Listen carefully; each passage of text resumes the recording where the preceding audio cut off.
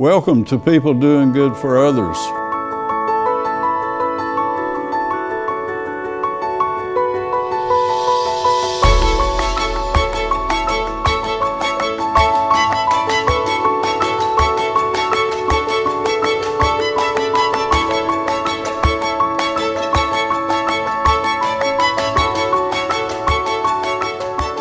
Good morning. This is People Doing Good for Others, where we celebrate and highlight and hold in the light those who truly make significant contributions in our communities. Again, I'm Gary York, and I'm grateful for this opportunity. I want to thank Wilkes Communications, River Street Network, and WIFM for this opportunity. And today we're going to have an experience that you'll a long time remember. We're going to share with Kevin Redding. He's the director of the Piedmont Land Conservancy. They're headquartered with a staff of 10 in Greensboro. He also is a part-time teacher in environmental affairs at UNCG, a graduate of a graduate of Western Carolina and East Carolina University.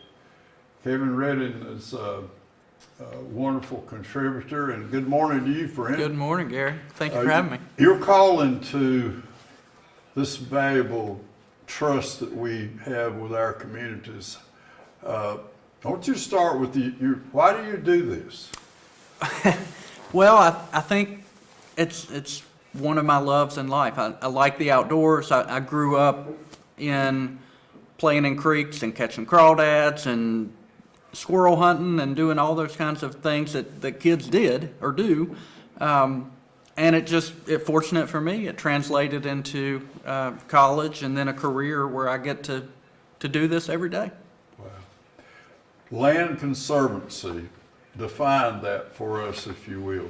Well, we work with only willing landowners who want to protect their property in perpetuity. So we don't go out and advocate, and we don't show up at city council meetings saying, don't develop that property, don't develop that property. We only work with landowners that want to work with us. So it takes a volunteer. It takes a landowner, good-hearted landowner. Yep. And so most of the land conservation groups in North Carolina were formed in the 1990s. So PLC, this is our 30th year. We were formed in 1990.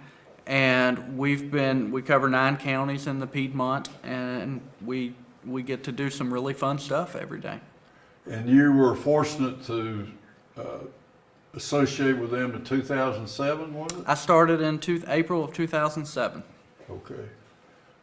Share your staff. You said there are 5 full-time, 5 part-time. How does that work, Kevin? So we have myself, I'm the executive director. We have 2 attorneys on staff because there's a lot of real estate law and legal work that goes into doing these projects. We have a fundraiser. We also have a PhD biologist on our staff who goes out to every property that we work with and does an inventory of the habitat that's there, any rare plants, any rare animals, so that we know what we're conserving. And then we have an office manager, and we have a conservation planner. And our newest position is focused on a new program we have called Piedmont Legacy Trails, where we're trying to expand the trail network throughout our counties that we work in. I remember you mentioning state parks and that contiguous properties to state parks are a prime candidate for us. Share that with me. So in our region, we have 4 state parks. We have the Hall River State Park, the Mayo River State Park, Pilot Mountain State Park, and Hanging Rock State Park. The Mayo River and the Hall River are fairly new. They weren't even legally created until the early 2000s. So when you create a state park, you don't necessarily have all the land that you need for that state park. So we partner with the state. So if a landowner calls in their priority area that may want to sell their property, we can act on it a whole lot quicker than the state of North Carolina can act on it. So we can run out, get an appraisal done, get the survey done, potentially buy the property, and then the state, when they get their funding together, they then take it take it away from us and buy it from us so that it gets added to the public domain, so everybody can use it. So at Pilot Mountain and the Yadkin River, there's a huge tract of land, and give us a scenario, if you will, a little deeper understanding of how that opportunity might just be a natural for your entity. So Pilot Mountain's an easy one. There was a gentleman that owned about 70 acres on the far north side of Pilot Mountain State Park that was interested in selling it. It wasn't on the market, but he called us and said, hey, the next few years I'm thinking about selling this, and I would love for my property to be part of the state park. So we were able to write some grants and arrange some funding, and we bought it from him. And then we transferred it over to the state, and now there's a new trailhead on the north side. It's called the Pilot Creek Trailhead, that you've got about a 3-mile trail that then ties in to the main park. And if you're familiar with the park, that main strip can be really busy, especially during leaf season or in the spring when everybody's trying to get out. Most of the times at this new trailhead, you can go out there and park, and there's 2 or 3 other cars, and you can hike by yourself the whole time. So, for our audience, timing, how long does it take? What might be involved, and where'd you get the money to buy it, to pay him for your 70 acres? Right. Get back in that, if you will. So the longevity of the project really is based on the funding. If we identify private funding, or if we have the funding in hand, then we can buy a property fairly quickly. It's when we have to write grants that may only have one cycle a year, so we have to get in that queue, and it can take a few years because land in North Carolina, especially in the Piedmont, has become really valuable. So even a 70-acre tract, you might think, well, that shouldn't be that much money, but when you start multiplying $4,000, $5,000, $6,000 an acre times 70 acres, it adds up real quick. You mentioned exploration as to animals, and that's interesting to me. Talk about that. You say you do an investigation of the property? We do. So we document what that property is like the day that we either get a conservation easement or we buy it. And what we want to be able to say is 50 years, 100 years, 200 years from now, this is what the Conservancy bought, or we've got a conservation easement on, and this is why we protected it.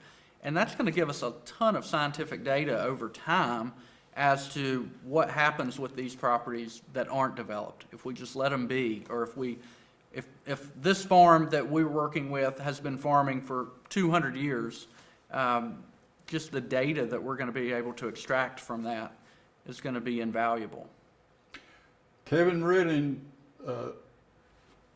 describe or contrast a fee ownership versus easement, Okay. if you will. Well, we really work in 2 different ways. We either buy property or we do something called a conservation easement. And a conservation easement is when a landowner, such as yourself, contacts us and they want to protect that property from ever being developed. So they still own the property, they can still leave it to their kids, they can still sell it if they need to, but the restrictions that we agree to in an agreement that gets recorded at the courthouse, the Register of Deeds, those restrictions stay in place no matter who owns the property. Now, that person's primary interest is it will stay as it is forever. Correct. Is that right? Yep. Okay. So maybe we work with some landowners who their family has owned a farm since the King of England granted it to them in the late 1700s. There are lots of properties in the area that have been in the same family for 100 years or more. And a lot of people own the property now, but maybe they realize their kids probably aren't going to move back home and take care of the farm the way they once thought they might. And they're not sure if they're going to leave it to their kids or if they're just going to have to sell it. But either option, they don't want whoever ends up with it to be able to put a subdivision on it. And that's where we come in, is we would take those development rights, we extinguish them, and then we monitor that property annually, at least once a year, to make sure that whoever owns it is doing what they're supposed to be doing with it. Kevin Redding, you mentioned also about your staff and these investigations. You mentioned a fundraiser. Tell us about that person. That's the key, I think, to buying some of this is raising money. No doubt. We're a nonprofit organization, just like a college or church or any other charity. We rely on donations to fund our operations. And we have one development director who we have about anywhere from 1,200 to 1,300 members of PLC, people that give us funds. Annually. Do they really? And so his job is to keep in touch with them, make sure they know what we're working on, answer any questions that they may have.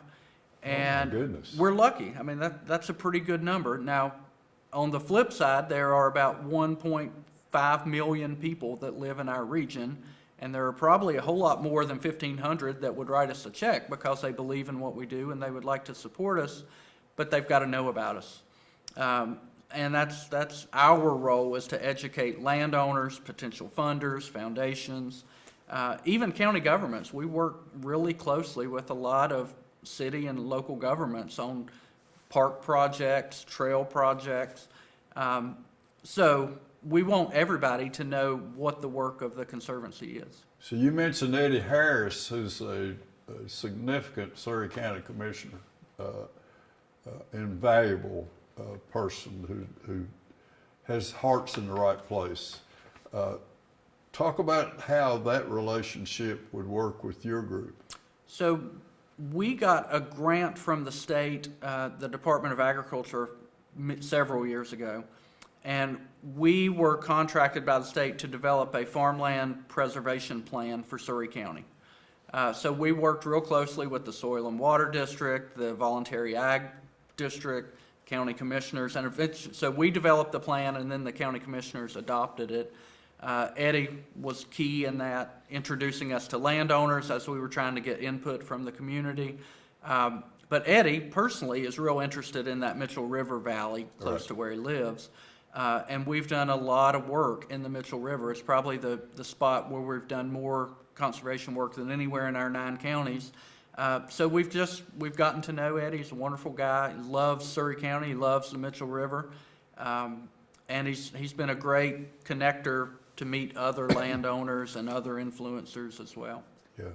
We look to him for a lot of good things, a lot of good answers, Eddie Harris. So, grants.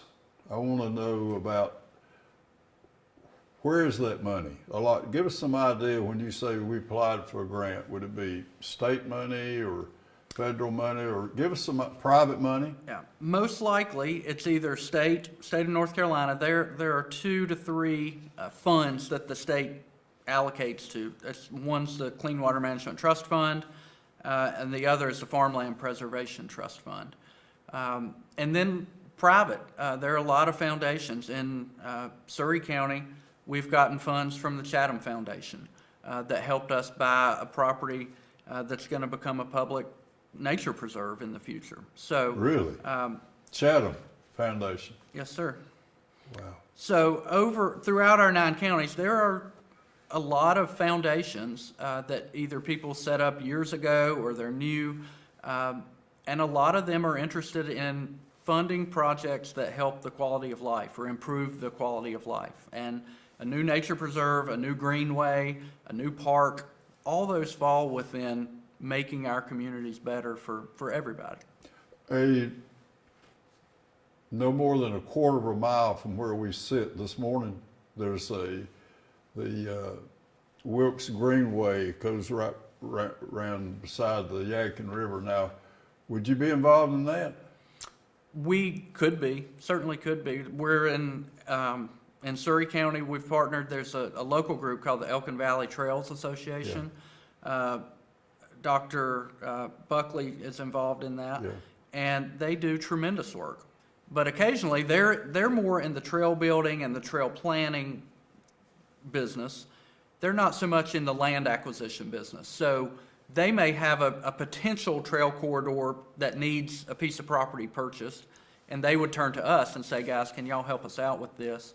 And we'd just partner together and make it happen. Kevin, you also talked about a specific family of 4 children, and a couple of them need some money, and maybe 2 do and 2 don't. And would you get a little deeper in that for me? Absolutely. A lot of the land in North Carolina is going to change hands in the next 15 or 20 years as the boomer generation that owns it now moves on. And if they have 3 or 4 kids and they leave one farm, say it's a 100-acre farm, to 4 kids, chances are, and I say this from experience, those 4 kids aren't going to agree on what to do with that farm. So the idea that someone's going to leave their farm to their 4 kids, and the 4 kids are just going to keep it farming like daddy did or granddaddy did, it's probably not going to happen. So one of them is probably in some kind of financial trouble and really needs the money. 1 or 2 of them love the idea of just keeping daddy's farm the way it is because they love their daddy or their mama, and they want to preserve that history. And then one lives in California and doesn't really care what happens. So it's not unusual so a lot of times families in that situation can work with us, and we may be able to. So you bring people together? We try. We try real hard. Oh. But there are circumstances where we could come in and kind of be that middle ground to where 1 or 2 of the siblings might get some of the money out of the farm, but yet the family still holds on to the farm and that piece of their parents or their grandparents that they treasure. The significant interest that I have, I want to go back to the Mitchell River.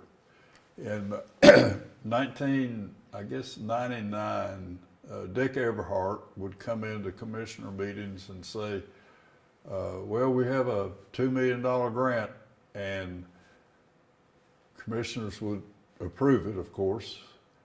And I became a huge environmentalist through Dick Everhart. I think a lot of people did. Amazing. Dick is a magician. He brought funds in like nobody's business. Right. And he would get them to restore streams that had really been eroded. So that's where is the primary emphasis on the Mitchell in Surrey County was about stream restoration, right?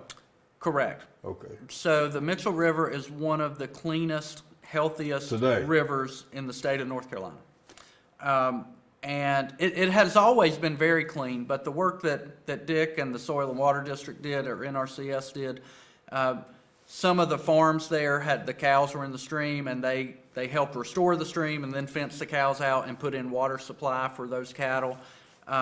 And the landowners love it because it's better for the cattle, it's better for the land, but they didn't have the upfront funds to do it. Right. So Dick Everhart and his crew would get those grants where they could come offer a landowner money to do that, and then the landowner loved it, and the river is so much healthier because of it. Yeah. So and then what Dick, just like Eddie Harris, he was such a great voice because every landowner trusted him and his advice. And he would say, you ought to go talk to Piedmont Land Conservancy. They might be able to help you. And if Dick tells them that, they're going to do it. If I call them on the phone and say, hey, I'm with Piedmont Land Conservancy, I'd love to come talk to you about your farm, maybe they're not going to take that call. So when we have local folks on the ground like Eddie and Dick and Joe Mickey and all these great conservationists, it just makes our work so much easier. What's Joe Mickey? Tell us about him. So Joe worked with the state in the water quality division for many years. He's retired now. An employee? Correct. Okay. And his family owns a farm on the Mitchell River, pretty far up the mainstream of the Mitchell, and they put a conservation easement on it. They were one of the real early families in the Mitchell River Valley that protected their farm with the Land Conservancy. And the same thing, people might have heard about land conservation or conservation easements, but they didn't know a whole lot about it. But then their buddy Joe and his family down the road did it, and then at picnics, people were asking Joe. So we need great examples. Right. It's people people like to see somebody else Advocates step into it. for what you do. And then if they go through the process and they're thrilled with it, then they tell the world about it, and it just benefits all of us. We started our sharing this morning with your interest in the environment and your fishing in the creek and things that kids do. How'd that happen? We didn't have anything else to do. But it's very concerning. There's a lot of science out, a lot of books out now about how removed our children are from nature. So a few years ago, when the Land Conservancy, when we were redoing our strategic plan, we redefined our mission statement. And part of our mission statement now is that PLC connects people to nature. And PLC. Piedmont Land Conservancy, PLC, connects people to nature. And I think over the last 6 to 8 months, we have seen how critically important it is to be able to get out on a local greenway, a local nature preserve, and just go for a hike, just to get outdoors. A lot of with the gyms being closed and other things like that, it's the best exercise that people could get. And I think for a lot of people, they've gone back to hiking or riding their bike on the greenway, and they think, I've really missed this. I don't know why I've not been doing this, but it's honest. We've all been too busy to take care of ourselves the way we should have. But I think after all this pandemic that we're not going to forget again. We're going to realize those hikes in the woods, I've got to find time to do that because it's good for my physical body, it's good for my mental health, it's good for my spiritual health. And it's invaluable in that way. Wow. Kevin Redding, when you are invited as a public speaker to a nonprofit or say a Rotary, what's the message? What are you going to make sure in that 20 minutes that this is the key reason I'm here? What would it be? So I want those Rotary Club members to walk out knowing who the Land Conservancy is, because they may own a farm that they're interested in, or their parents or their cousins may own a farm, and I want them to know how to get in touch with us. The other is, the main takeaway is what we're doing is we're trying to protect the most special places in the Piedmont. I grew up, as you said earlier, outside of Salisbury, right about a mile off of Interstate 85, and that was in the 70s and 80s, and we lived out in the country. And those places, every field or farm that I used to hunt on or haul hay on or whatever work, they've been developed. And we've got to protect some of that so that my kids and their kids, my grandchildren and own, have those opportunities like we all did here in the Piedmont, because it's a wonderful place to live. It's one of the best places in the world to live, but we've got to protect it along the way, because the growth is coming with the different interstates that we have and the big cities and the hospitals. We're going to keep growing. That's not going to stop. But we got to think about, where do we need parks? How much are we going to have clean water for everybody to drink? Are we going to have enough land for agriculture so that we can grow our own food here? All those things are getting more and more important every single year.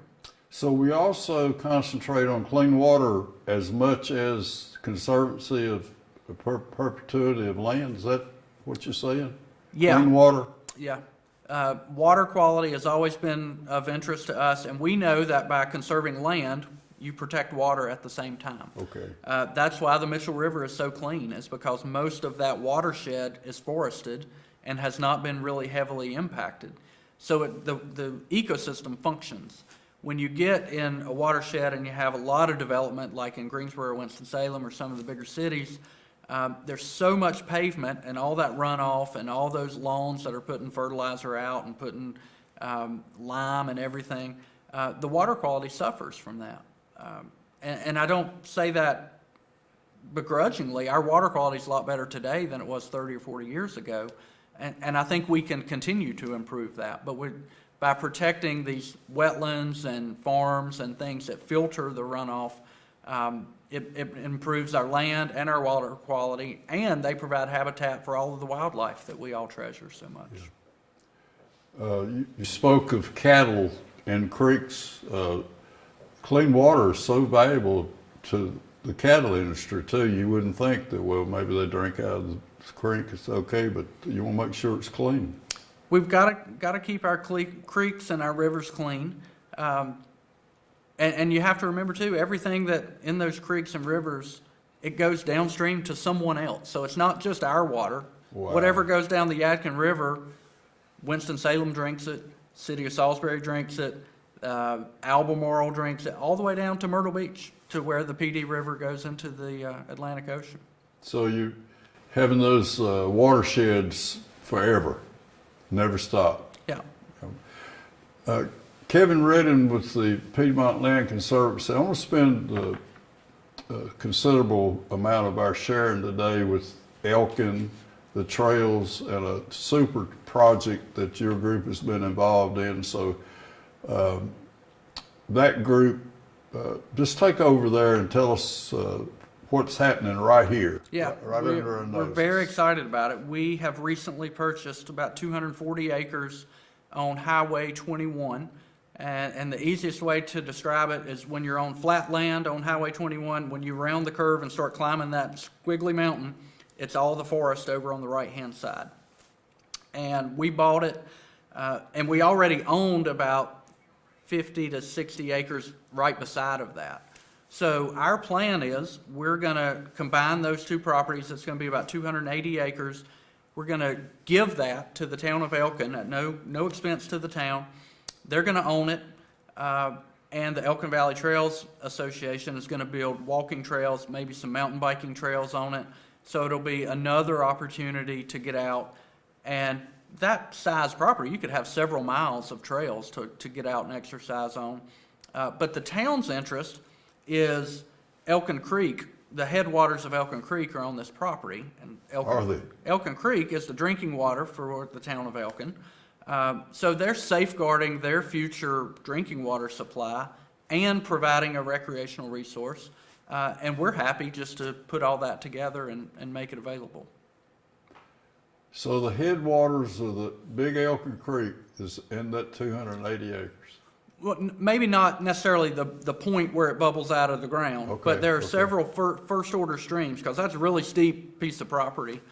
Several of those tributaries go into Elkin Creek, and we know if that big forested area got timbered, or if there were houses, McMansions built up on it, then those creeks are going to get impacted. That impacts Elkin Creek. That impacts everybody. Now, how did this happen?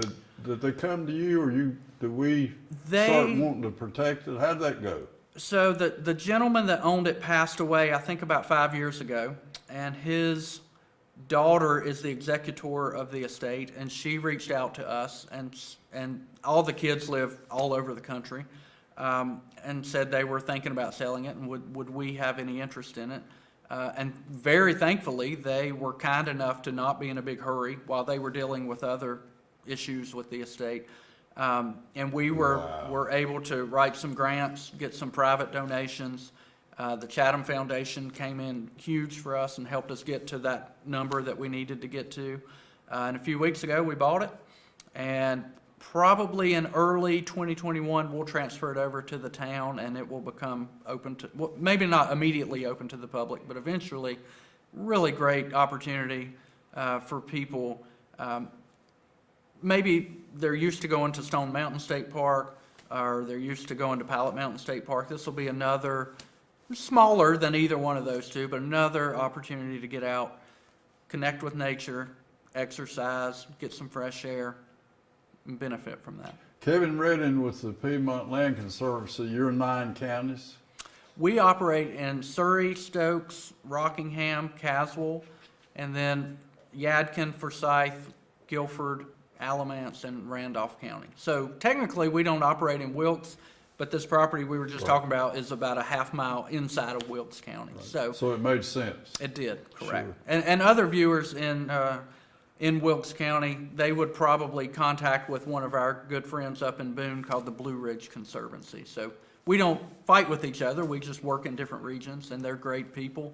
And Wilkes County's got a lot of tremendous resources, so I hope they'll connect with them. I want to thank Wilkes Communications for this opportunity and River Street Network and for you being here.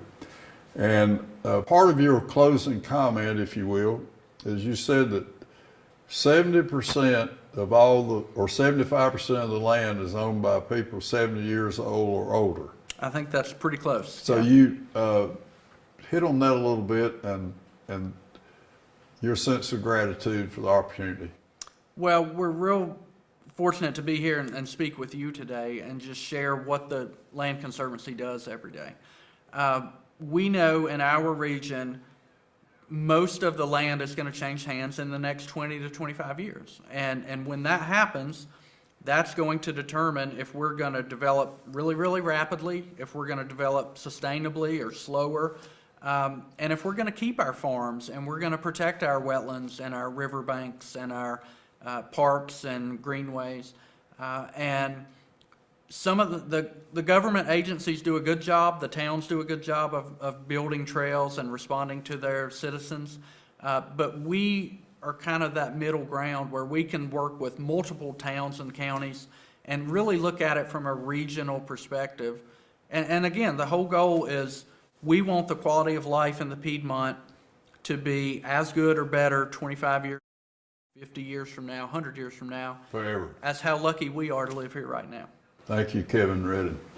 My featured guest today is Kevin Redding. He's the Executive Director of the Piedmont Land Conservancy, and he's sharing his concern for the environment and the quality of life that we enjoy. And he's been a wonderful contributor to sharing with us those things that most of us didn't know. So we want to thank him for his willingness to come up from Greensboro today, and we hope he'll do this again. Until we can meet again, be safe, and to remember to take care of the interests of others and to be benevolent and to have a giving heart. Take care. I'm Gary York, and I'm so grateful to be here. Thank you.